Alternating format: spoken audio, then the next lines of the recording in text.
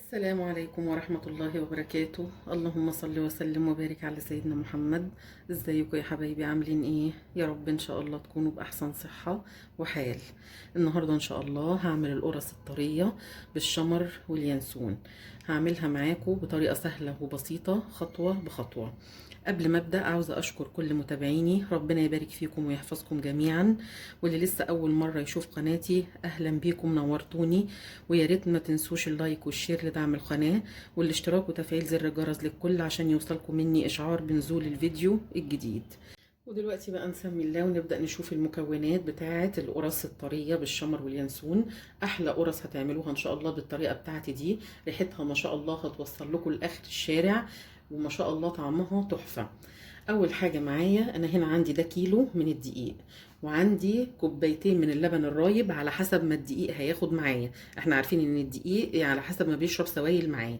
طبعا اللبن الرايب ده هو بيبقى سر من اسرار طعامة القرص الطرية، بيديها طعم جميل جدا. في ناس بتقول انا عندي اللبن بيروب وما بعرفش اعمل بيه ايه.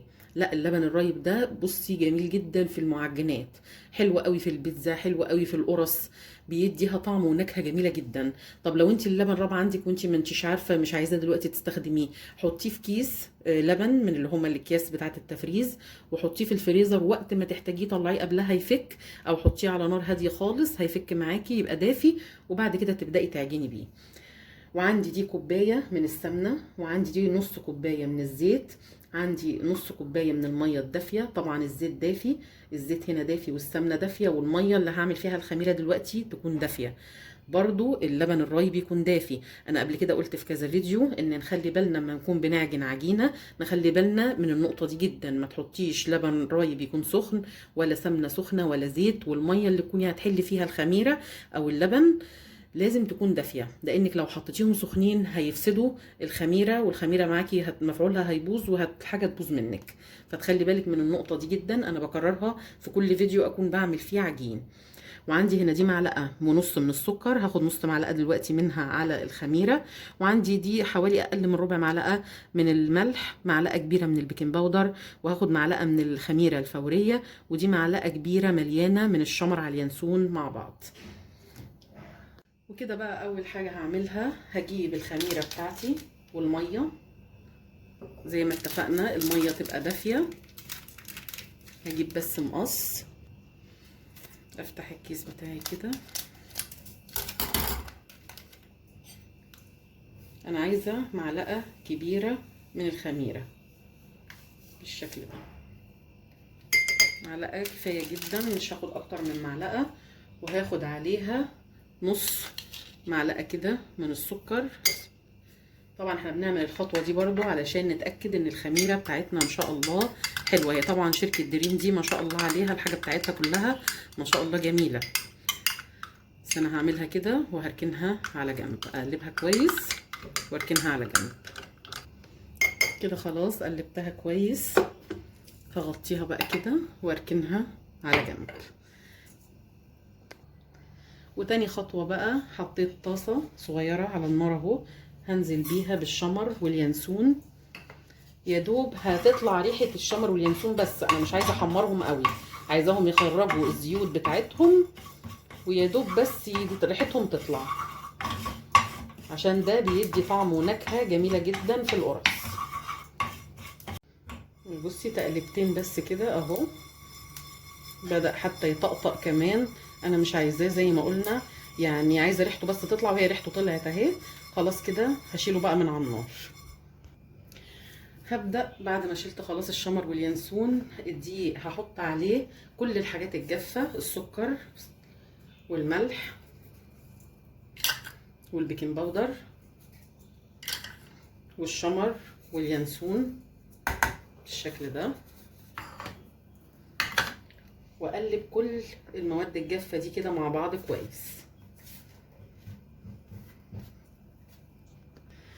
قلبتهم كويس مع بعض، هبدأ اسمي الله وانزل بالسمنة بتاعتي.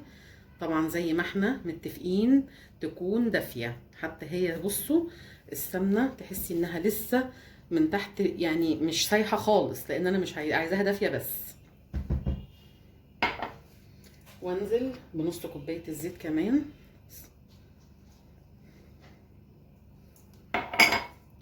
وابدا اقلب الزيت بالسمنه بالدقيق كده كويس مع بعضه، وهبسه مش كتير يعني، هبسه هخلي بس السمنه والزيت يوصلوا للدقيق كله.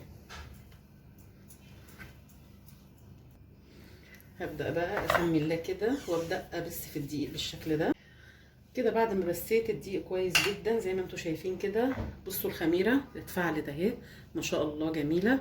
ابدا بقى اسمي الله كده وانزل بيها على العجين دي كده الاول، واقلبها كده كويس.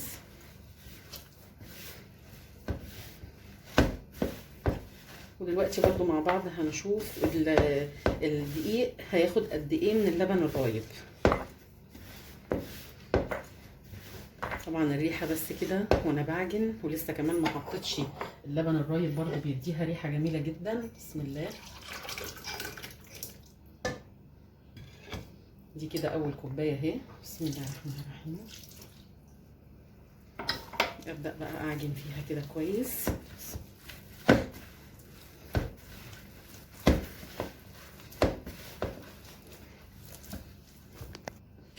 دي الكوبايه التانية اهي مش كامله، هبدا انزل برضو بشويه منها كده واشوف هتاخد الكوبايتين الا ربع ولا هتاخد قد ايه. طبعا انا العجينه بتاعه القرص الطريه دي ما بتحتاجش اعجنها قوي، هي بس بتبقى يعني عايزه العجينه بس تتلم في ايدي وخلاص، ما بقعدش اعجن فيها زي المعجنات التانية. المعجنات التانية بنقعد نعجن فيها بالعشر دقايق والربع ساعه، دي بس العجينه هتتلم في ايدي وخلاص كده. خلاص بصوا العجينه بقت عامله ازاي. انا عايزاها كده تبقى بالسم كده اهي، وما عجنتهاش كتير، يا دوب لميتها في ايدي بس. وخدت حوالي كوبايه ونص من اللبن الرايب. الكيلو خد كوبايه ونص، ممكن ياخد معاكي كوبايتين على حسب ما قلنا الدقيق بياخد. كده انا هسيبها حوالي نص ساعه بس ترتاح، وبعد كده نيجي نعملها مع بعض. كده عدى نص ساعه خلاص على العجينه اهو ارتاحت. انا طبعا بغطيها بكيس كده علشان ما تنشفش معايا، وكنت مغطياها برضو. ابدا بقى دلوقتي اخد حته كده على قد ما انتي عايزه تعمليها كوره كده بالشكل ده اهي. المقاس ده انا بحب اعملها المقاس ده، يعني بتبقى تقريبا قد اللي بتبقى في الافران. تعمليها مدوره كده بالشكل ده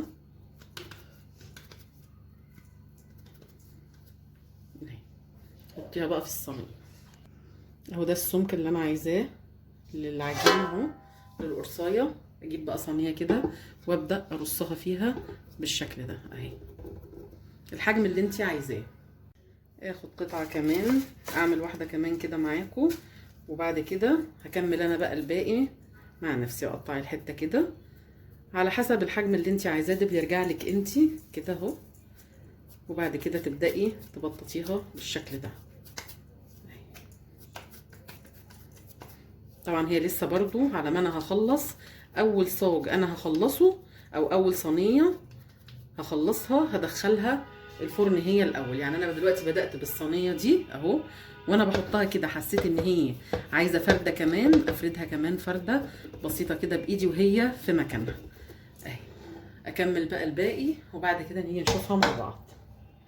وانا كده خلاص خلصت تقريص القرص بتاعتي، هبدا بقى اسويها. انا كده ده الصينيه الاولانيه اللي انا عملتها، فهي خمرت الاول. فانا دلوقتي هدخلها الفرن. طبعا بسخن الفرن قبل ما احط القرص، فانا هحطها. وطبعا كل واحده عارفه تسويه الفرن بتاعها. هسويها واجي اوريها لكم ان شاء الله. وكده خلاص القرص استوت. بصوا ما شاء الله التسويه بتاعتها جميله ازاي.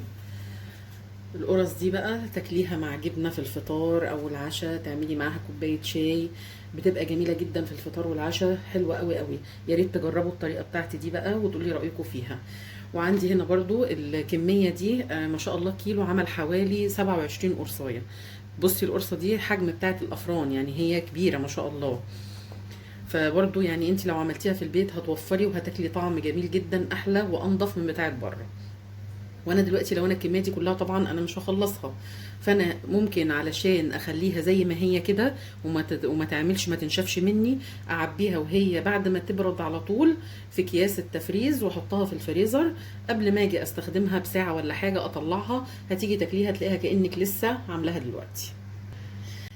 وبرضو نفتح القرص كده مع بعض نشوف شكلها من جوه، هشة وجميلة ازاي، ما شاء الله تحفة.